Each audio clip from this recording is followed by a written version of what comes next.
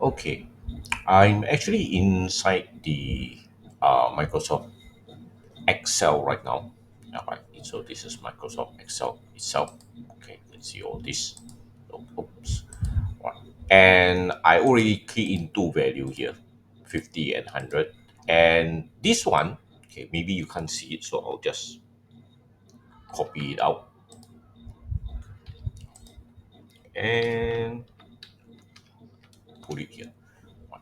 So we already see the if, right? We already see the if. Okay, so if something, then do something, right? So if it's value, if it's true, then I do something else, I do something else, right? So if allow us to do selection.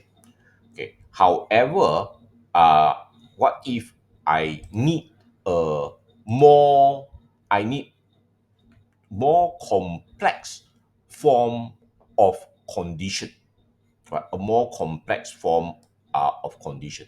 And in this case, I can have more than one condition. Right? But if I have more than one condition, I actually need some operators. Right? So here is your AND operators over here. See the AND operator, which means both of these A2 must be smaller than A3, that A2 must be smaller than 100 at the same time, then only I will take the A2 value, which is why it's taking the 50. Otherwise, the value will be out of reach. Right. So let's say now if A2 is 50, right? Okay, so let's say A2 now is 101. I will get out of reach. See?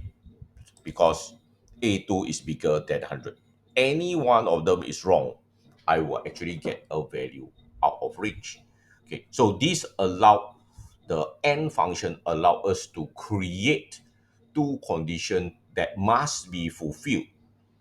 All right, then the third portion, this portion over here will be executed. Otherwise, the subsequent portion will be executed.